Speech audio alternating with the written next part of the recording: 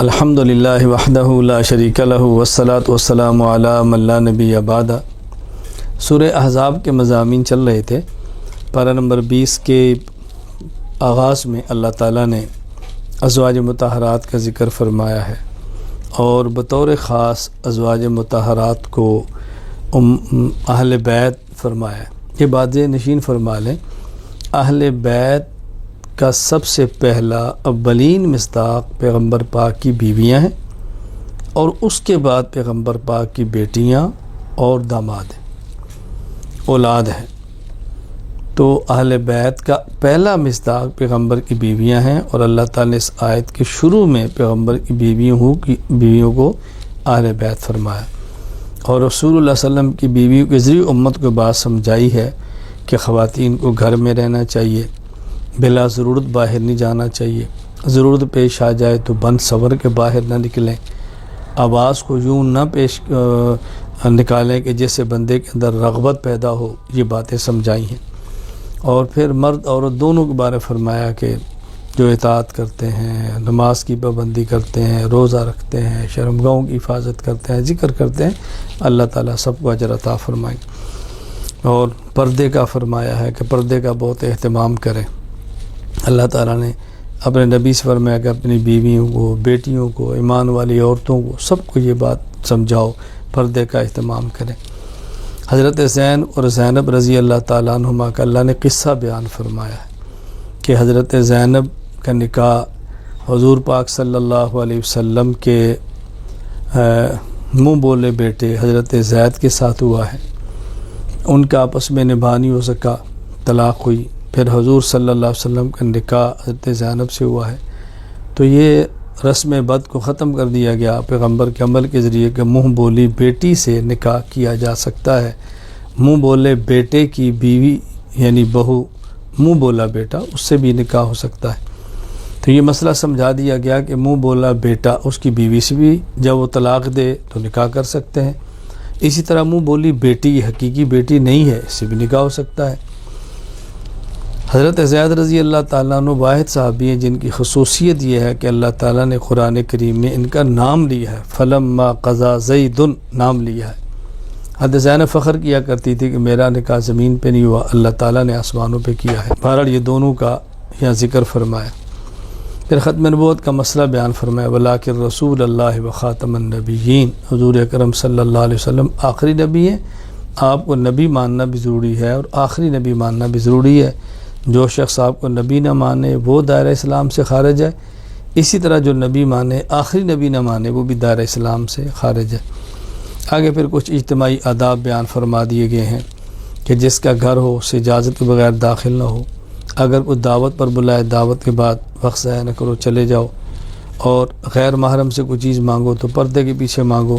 یوں کچھ آداب بھی اللہ تعالیٰ نے اس سورہ احزاب کے آخر میں بیان فرما دی۔ سورہ سبا، سبا ایک ملک کا نام ہے، چونکہ سورت میں سبا کا ذکر ہے اس لیے سورت کا نام ہی سورہ سبا ہے۔ اس سورت میں قیامت کا ذکر، پھر اللہ تعالیٰ نے دلائل بیان فرمائے۔ توحید، رسالت اور قیامت، یہ تین عقائد ایسے ہیں جس کا اللہ تعالیٰ بار بار ذکر فرماتے ہیں، بار بار ذکر فرماتے ہیں، بار بار ذکر فرماتے ہیں۔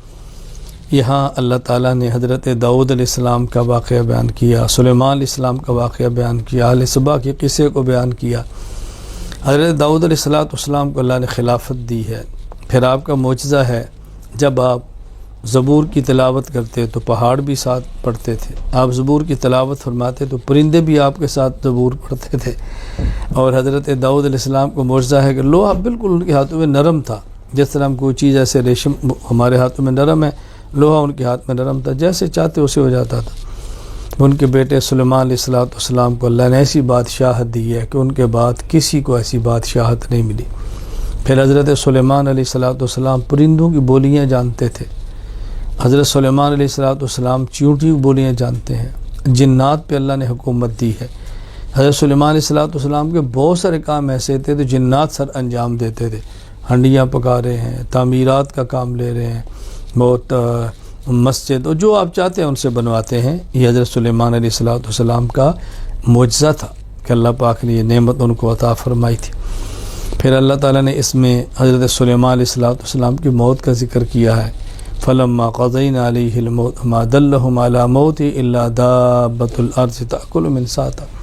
حضرت سلیمان علیہ السلام ایک لکڑی کے سہارے کے اوپر کھڑے ہیں اور جنات یہ سمجھ رہے ہیں کہ آپ اس دنیا میں ہیں اور کام چل رہے ہیں۔ ادھر جب اللہ نے موت کا فیصلہ فرمایا تو جس لاٹھی کا سہارا لے کر کھڑے تھے اس کے اندر اللہ پاک نے سیوک لگا دی، ایک کیڑا ہے، وہ اس کو کھاتا رہا، جب کھایا تو وہ لاٹھی گری، سلیمان علیہ السلام گر پڑے، پتہ چلا بھی سلیمان علیہ السلام تو دنیا سے رخصت ہو چکے ہیں، تو یہاں ان کا موت کا ذکر بھی کیا ہے۔ آخر میں اللہ تعالیٰ نے پھر مشرکین کی بات فرمائی ہے، شرک کو پہلے دلائل سے رد کیا، پھر فرمایا قیامت کا دن ہوگا، مشرک کہیں گے ہم اللہ ایمان لاتے ہیں، اللہ تعالیٰ فرمائیں گے اپنی ان اللہ متناوش من مکان بعید، وقت گزر گیا ہے، یہ دارالجزا ہے، دارالعمل نہیں ہے، اب ایمان لانے سے کیا ہوگا، وقت گزر گیا۔ تو اللہ نے آخر میں اس کا ذکر فرمایا۔ سورۃ الفاطر، الحمدللہ الذی فاطر السماوات والارض، فاطر کا معنی پیدا کرنے والا، چونکہ الفاطر کا ذکر ہے اس لیے سورت کا نام بھی سورۃ الفاطر ہے۔ اللہ تعالیٰ نے اس میں توحید کے دلائل بیان فرمائے، شرک کا رد کیا ہے، دلیل کی طاقت کے ساتھ رد کیا ہے، اور پھر اس میں بطور خاص اللہ تعالیٰ نے بات سمجھائی ہے، اللہ کا حلم ہے کہ اللہ فوراً مواخذہ نہیں فرماتے، اللہ تعالیٰ اگر مواخذہ فرمائے اور فساق مجرمین کے جرم کی وجہ سے تو دنیا میں کوئی باقی نہ رہے، اللہ سب کو مٹا کے رکھ دے۔ کیوں؟ یہ دنیا تو ساری اللہ تعالیٰ کے نام کے لیے ہے، جب نام لینے والے انسان نہیں ہیں تو باقی چیزوں کو رکھنے کا فائدہ کیا ہوگا؟ نعمتیں اللہ نے پیدا فرمائی، آسمان و زمین، شمس و قمر، ہوا، سب انسان کے لیے، انسان پیدا فرمائے اپنی عبادت کے لیے، جب یہ عبادت نہیں کرے گا تو پھر چرند پرند سب چیزیں رکھنے کی ضرورت ہی نہیں ہے۔ تو اللہ کا حلم ہے کہ اللہ تعالیٰ تمہیں مہلت دیتے ہیں اور ایک وقت تک، اور اللہ تعالیٰ جب چاہے ختم فرمائے۔ پھر یہاں پارہ نمبر 22 کے آخر میں سورہ یاسین ہے، کچھ حصہ اس کا پارہ نمبر 22 میں مختصر سا، اور زیادہ پھر آگے پارہ نمبر 23 کے اندر آ رہا ہے۔ اللہ تعالیٰ ہمیں قرآنی ہدایات پر عمل کرنے کی توفیق عطا فرمائے۔